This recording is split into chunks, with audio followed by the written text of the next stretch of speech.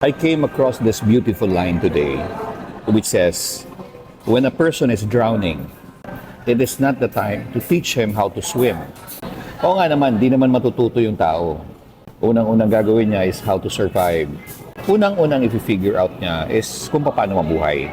So simply put, when a person is drowning, sagipin niyo muna. Tulungan niyo muna. I-rescue niyo muna.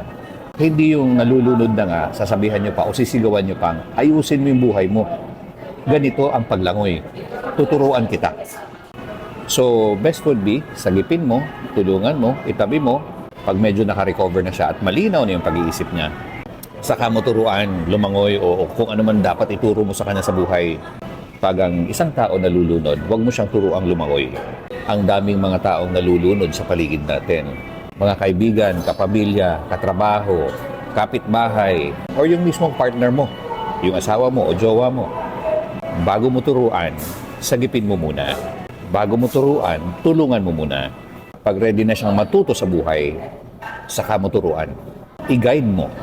Turuan mo siya in such a way na mas gagaling pa siya kaysa sa'yo. Yung magiging mas magaling siya kaysa sa'yo. Masarap kaya sa pakiramdam yun. Huwag kayong madamot. Share what you know. At matuto rin sila sa buhay na kagaya po. Those are the basics of life.